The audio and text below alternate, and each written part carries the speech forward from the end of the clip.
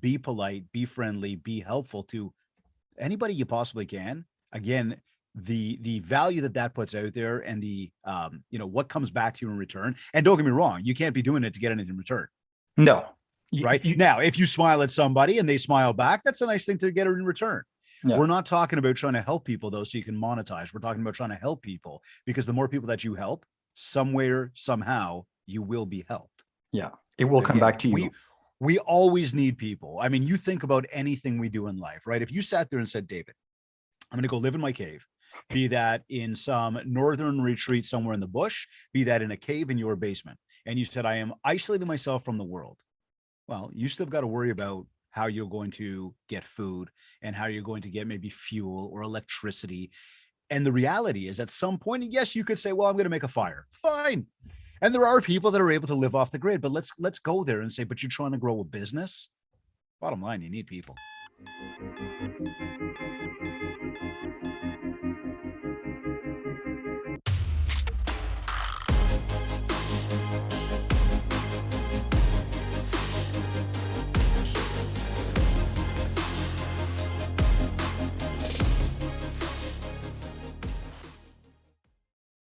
Hello, and welcome back to the Very Real Estate Effect podcast, a show dedicated to real estate investing right here in Quebec. And today I'm very pleased and honored to have David Greenspan in the show. Hi, David. How are you, my friend? Axel, thank you very much for having me on. I'm excited to be here today. Yeah, well, look, I've been looking forward to this conversation. We actually met at the multifamily conference back in June in Toronto. You wear many different hats. You were the MC over there and did a great job. But to introduce you a little bit, like, you're primarily the CEO of MindShare 101, in which you coach real estate investors, entrepreneurs throughout their journey, and also you're the VP of Kids Keep in Touch systems, and maybe we can talk a little bit about that later. But look, I was really keen on having you on because, one, I really like your energy. You have an excellent message to share, and one thing that really attracted me to you to have this conversation is that both you and I share a common view that real estate is a people business, and we invest in brick, roofs, and rental apartments and buildings, and we redo foundations and we refinance eventually. But throughout our whole journey, we're just really dealing with people. And you have a lot of experience in that, and you coach and accompany people throughout their journey. And the people aspect is obviously crucial in their success. And so, just to start, like, you as a thought leader, share this view, and what kind of message do you share primarily with your coachees or your trainees when they want to grow their business, but yet they just want to stay in their own little cave and basement? Yeah, well, listen, if you want to grow your business, staying in your own little cave in your basement is probably not the right idea. Essentially, what you want to be doing is you want to be getting out there and connecting with people. And I think that that's something as a precursor to, you and I getting on air for this, talking about the importance of people. And that's obviously a big message that I share across many different platforms on a regular basis. Certainly, we talked about that at the multifamily conference. And, what I was trying to do there especially was encourage the few thousand people we had in the audience to go and talk to each other. Yeah. Right. Learn from each other, talk to each other, get to know each other, network with each other. You have no idea who you're going to meet when you say hello to somebody, when you give somebody a little bit of a smile and just ask them how they're doing. The responses that can come back are amazing. Yeah. And so with that, the more we talk to people, the more we learn from people, the more we help people, the more we're going to get a lot of the reciprocity back, and it's going to be authentic. It's going to be genuine. Whereas people are going to give back, or they're going to want to speak to you more because you seem like a nice person. Mm-hmm. We've heard many times, growing up and going through education and whatever else we were doing, never judge a book by its cover. You've heard that line, right? Yeah. We all judge a book by its cover. It's what we do. It's how we're programmed, even though we've been programmed not to judge a book by its cover. So what happens now is when we're out with people, we judge the book by its cover. Mm-hmm. And sometimes, or oftentimes, we will not make that conversation. We will not make that connection. However, if we can get past the idea of judging a book by its cover and just, again, be polite, be friendly, be helpful to anybody you possibly can, again, the value that puts out there, and the, what comes back to you in return. And don't get me wrong, you can't be doing it to get anything in return. No. right? Now, if you smile at somebody and they smile back, that's a nice thing to get in return. Yeah. We're not talking about trying to help people though, so you can monetize. We're talking about trying to help people, because the more people that you help, somewhere, somehow, you will be helped. Yeah. It will come back to you. We always need people. I mean, you think about anything we do in life, right? If you sat there and said, David, I'm going to go live in my cave, be that in some northern retreat somewhere in the bush, be that in a cave in your basement, and you said, I am isolating myself from the world. Well, you still got to worry about how you're going to get food and how you're going to get maybe fuel or electricity. And the reality is, at some point, yes, you could say, well, I'm going to make a fire. Fine. And there are people that are able to live off the grid, but let's go there and say, but you're trying to grow a business. Bottom line, you need people. You need people. And as Warren Buffett says, people like to do business with people they like. Absolutely. And the thing is, like, as you said, that there's like two examples that came to mind about the smiling. Like, when I actually went to the multifamily conference and I sat down about 2 seats away from me, there's a gentleman who was smiling at me exactly like you described. And he's like, "You're Axel, right?" Yeah. It's like, "Oh, I listened to your podcast and we had a conversation about 3 months ago." He's an investor from Ottawa, Adam. Very cool. And yeah, and he contacted me because on an episode I talked about a refinance, and he had a technical question, and we talked about it. And that, like, I literally just arrived and just sat down, and there's already someone who was like, "Hey, you're that guy," and we started, and we ended up having a few conversations throughout the 2 days over there. We met. I was on a stage in front of thousands of people, right? Mm-hmm. So I get to see a lot of people, talk to a lot of people. A lot of people get to see me, but I don't get to interact with as many people, if you know what I mean, right? Yeah. That being said, when I'm walking through the hallways, you and I might have bumped into each other in the hallway. My head is not down in a phone or trying to hide from people. I want to talk to people. I want to smile. Hey, how are you? I know I was just on that stage. I know that the audience saw me. Mm-hmm. Now, I bring that up because there was a story one day where I had just come off stage somewhere, and there was a function later on that evening, and a gentleman came up to me to introduce himself, and he said, I had to come up and say hello, and I had to say thank you. Hi, and what's the thank you for, right? And he says to me, he says, first, I loved what you taught on stage, but that's not the point that I'm making here. What he was trying to say here was, he says, you were walking through the hallway. I had just seen you on stage. You're walking through the hallway. And instead of like ignoring the people that you're walking by because you just don't want to be bombarded, he's like, I saw you and you did it with me. You would like raise your hand up and just like hey, how are you? And just kept walking. But you made eye contact with me. You said hello. You smiled. And he goes, the first thing I got was, wow, this guy was just on that stage.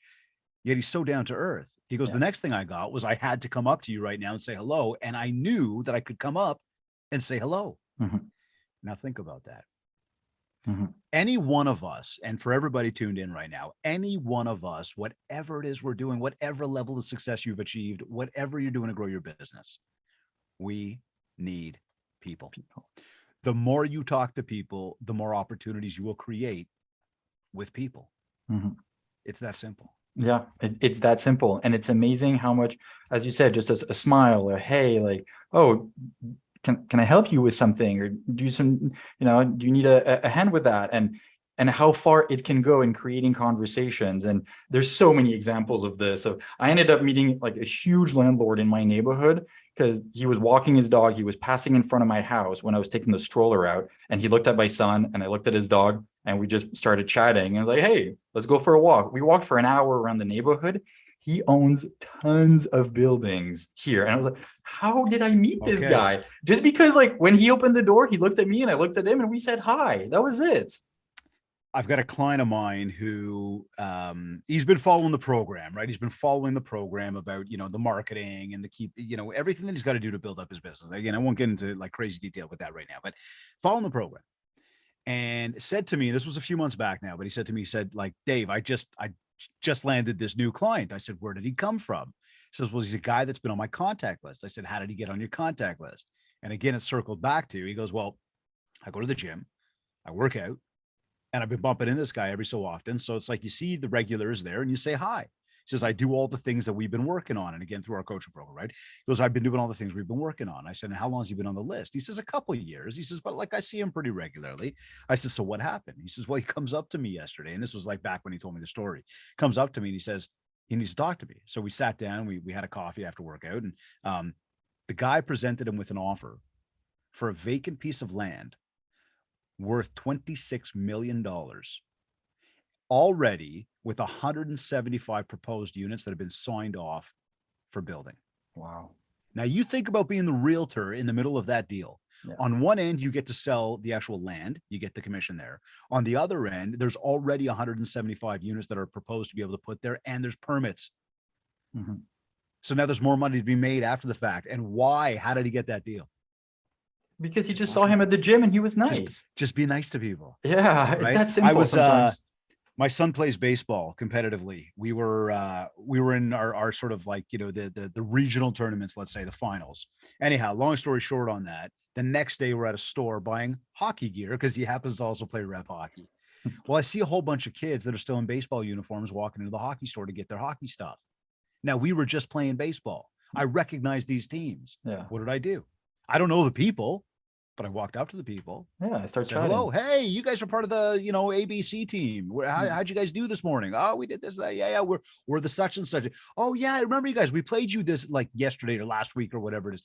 All of a sudden, random strangers have something in common. Yeah. Now there's something to talk about. Yeah. People do business with people who they like, right? Yeah. Find the commonalities and you can have a conversation with anybody. That's so crucial. And as we're talking about commonalities, like now that we're not in lockdown, we can actually go out for drinks and not wear a mask. There's a number of events that have been organized and there's networking and stuff. And I host regular events every about every 2 months, something like that, with a very real estate effect meetup. And I've had people tell me like, oh, I have one next week. And some people say, oh yeah, I'm definitely coming, and said like, oh no, not really. And one in particular told me, I'm starting to have like networking fatigue. I feel like in the last year we've done so much, and then we just go to events and it's like it's comparing and who's done more deals and who's doing better and this and that. And it reopened my eyes to the attitude we take when we go to events like that. And for me, there was a huge shift that happened in when I started to not think like, what can these people do for me? But when I go to an event and say, what can I do for them? That's right. And I know that's something that's important to you, that makes a difference. And what would be a piece of advice you would give to people right now going to events in terms of mindset and what they should focus on? Well, okay, let's take this back a couple of years right now. When everything hit in March 2020 and the world changed, we all developed new habits over that time.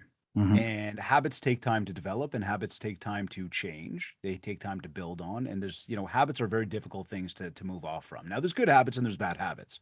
But what happened was, because we were on that lockdown and everybody was so isolated, well, one of the biggest causes of depression is the isolation, mm-hmm. right? The seclusion, the lack of socialization. And so people got into some mindset funks. Not everybody, but many people did, trying to wonder, what do I do next? And how do I deal with this? And wow, we didn't see the future. And, you can only now look past and say, we know what happened, but at the time we didn't know what was coming. No. So everybody's changing and doing. And now what's happening at that time, because we're all locked down, all of a sudden, these smartphones became even more attached to them. Yeah. So we started looking at the screens more. Well, what are we looking at the screens? We're looking at other people. You might have been following the mainstream media, which is all negativity. You might have been following the social media, which can be complete pollution. Mm-hmm. Yeah, there's a lot of good in between it all. Yeah. But there's a lot of, narrative that comes out that is from, again, the mainstream, that could be, again, the negative. And from the social, that could be the, look at me, look what I did. What that now does is that says to you, what are you doing? Yeah. It makes us think, it makes us ruminate and wonder if we're worthy enough, if we've got enough value, if we're doing enough. Why them and not me? How are they doing it? I don't know what to do. Now, because of those habits, the way they changed, one thing we saw there as well was, look at them. They're so great. Yeah. And the person who told you how great they were, or posted that posturing picture, whatever video, or the real deal success that they had, they got the views, they got the likes.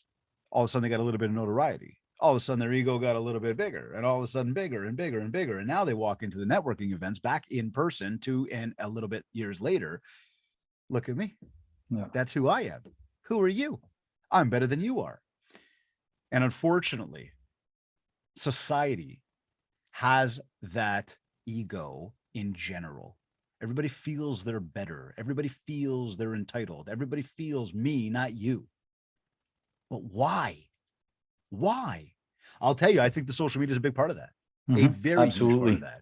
I Absolutely. believe that it is Pollution. for It's a everybody tuned in right now. Understand something very much. Okay. One of the big MOs that we like to teach on is MindShare. And MindShare is getting out there and being a top of mind, intuitive, instinctive reaction to a product or service. So think about what you do for a living. You probably want more people to think about you when they think about that, right? Absolutely. That's what we're trying to do. So I will say social media needs to be leveraged. You have to be there in some way, shape, or form. There's a lot of training beneath that statement to teach you how and what that really means. But keeping it surface level for a moment, I'm not saying don't be there. What I am saying is, though, you got to have complete control over your time there, what you're doing there, what your intentions are, why you're there. Are you there just out of habit? And this, again, to your question about the in-person networking events, this comes back right to that now, because of everything we've built this new habit on over the past 2 and a bit years, we've taken that and moved that into back to real life. So now, as you're going into these networking events, I guess the piece of advice here and the action steps would be, don't have any predetermined notions about who will be there or what you have to do to pump your chest. For anybody listening, doesn't matter who you are, that ego, drop it. Yeah. Go in there with a mindset of, I'm coming here to learn. Now, learning could be from the colleagues that you see, from the new people you meet, from the speakers they put on stage, from the topic of whatever the event is, right? You're coming there to learn. I'm not coming here to tell you how good I am.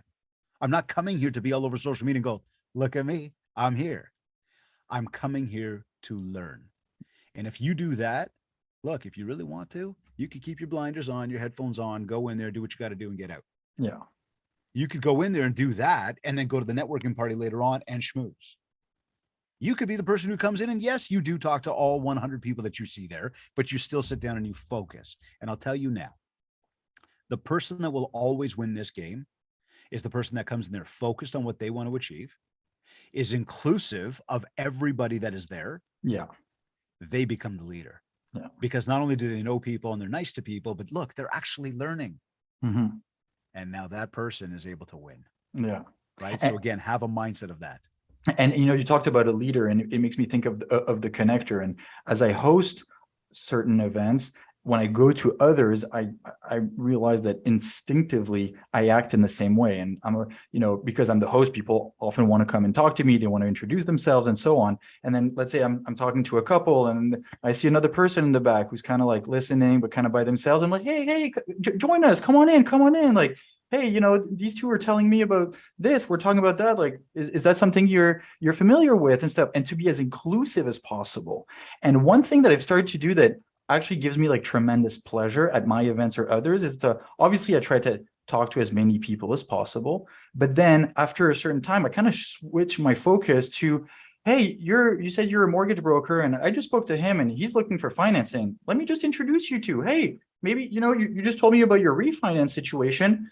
Talk to him, talk to her, and then connecting people over there, because even though I didn't know any of them, just the fact that you made the connection in their mind, you're the connector. You're the connector, you're the leader, you are the conduit. Yeah. Right? I mean, this may sound bad.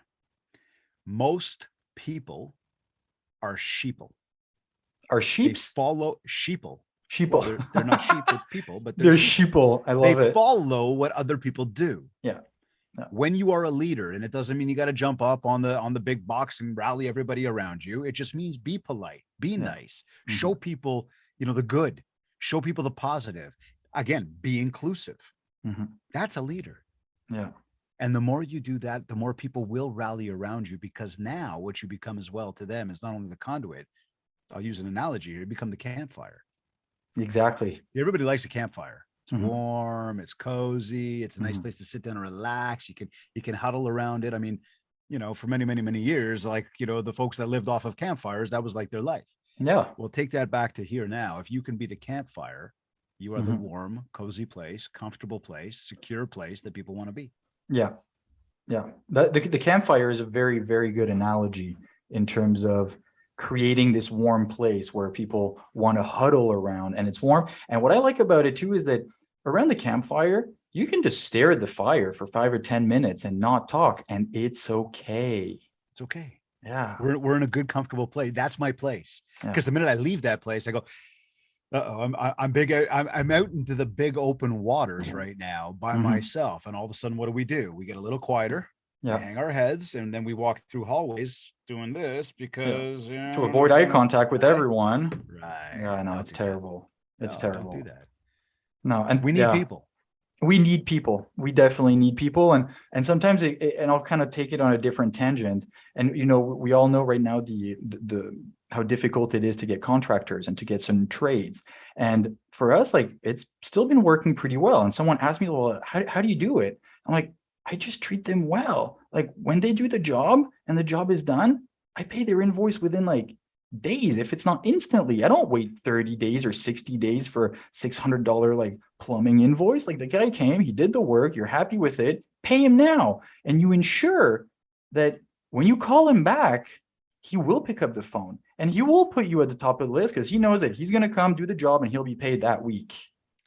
You know, you bring up a good point there as well. First, treating people with respect. Okay. Treating people with respect, treating people and really letting people know that you understand that they have value. Yeah. You, not just you or me, but like anybody listening, you are not the only person in this world that has value. We all have value. Whether you see it doesn't really matter. The point is we all have value. So treat people with respect. The other thing that to sort of dovetail on that, the experience that you create when you are in a room, when you are dealing with somebody, when you're in the middle of a dealing, whether you're on the client side or the other side of it, the experience is what people remember. Okay.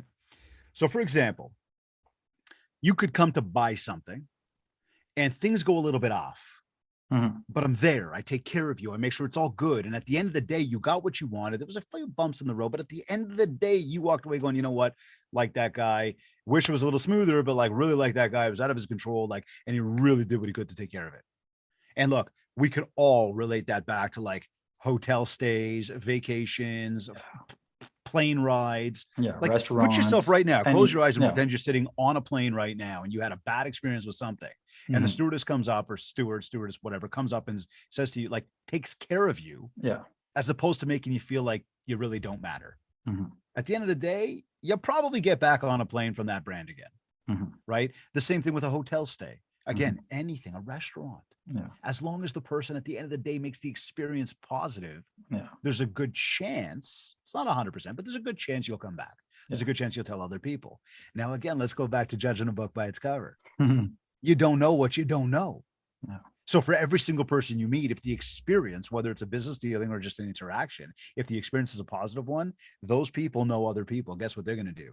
They may just very well tell other people. Now, where does a lot of business come from? Where does the easiest, I know easy is like a very, you know, I'll air quote easy when I say this, but where does the easiest business come from for any of us? From existing clients. Done. Referrals. Of course. Repeat business and referrals. You've already sold to them. You got to work it. You got to work it. You got to create a good experience. You got to stay in touch. You got to do all that stuff.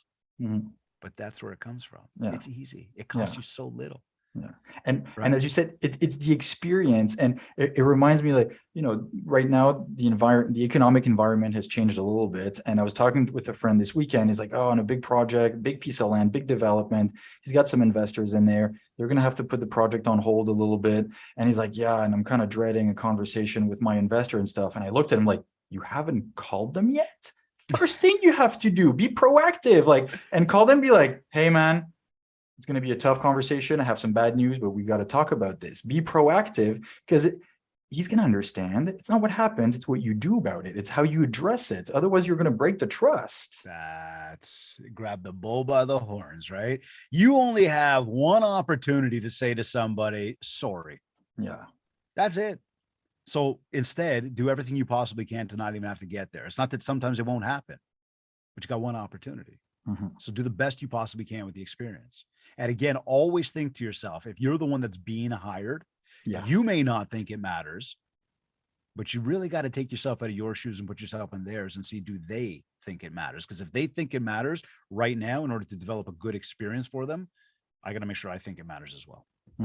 I love how you summarize it as like the experience, and in a way it totally makes sense, but I never really thought about it that way, whether it's with your investor, whether it's, with the plumber that you hire, whether it's, talking to the city about a permit and stuff. It's how you, and that's very connected to the relationship that you build, the relationship, and therefore the experience that you have together, whatever file you're working on. And I really, thanks for sharing that. And I really appreciate it. Absolutely. And I'm just, as you said that, I'm going to go to one other place there. And it's as I brought up the phones and I brought up the social media, you brought up the networking, right? And we talk about connecting with people and the fact that we've been so, secluded on the phones, but now we're back out there with people. The other thing we need to remember too, again, experience, okay, is if you see me on camera, if you see me on a stage, if you hear my podcast, you get positivity and you get, yeah, this guy's, pumped up and he's good and all this stuff, and you like me. And then all of a sudden you meet me in person and I'm a complete, what, Yeah. right? You're going to go, what the hell? Who? Yeah. That guy's fake. Yeah. Don't care for that guy. And all my credibility with you. And then that'll dovetail and domino effect for everybody else out the window. Yeah. So again, be who you really are.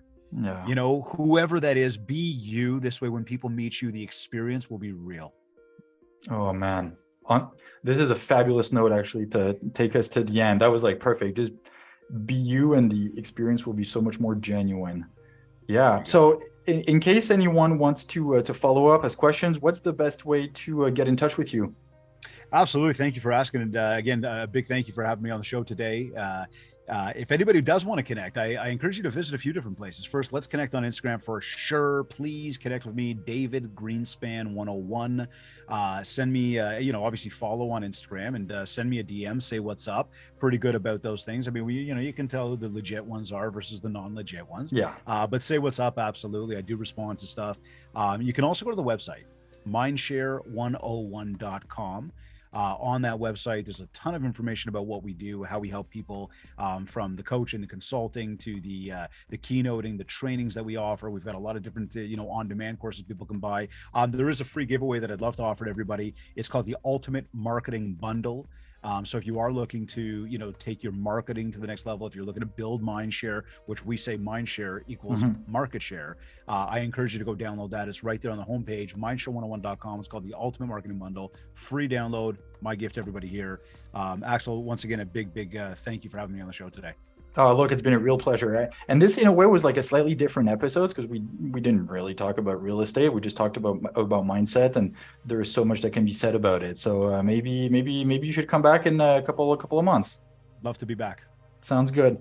Thank you very much for your participation today, David. And for everyone listening, again, thank you for supporting us. Please share this episode with someone who you think could benefit from this conversation. It really helps us. Leave us a rating and comment. And again, I'm doing my planning for the rest of the season. If you have topics or people you'd like to hear about, please let me know. On this wonderful note, as usual, keep researching your market, keep making some offers, and I'll talk to you next week. Thank you.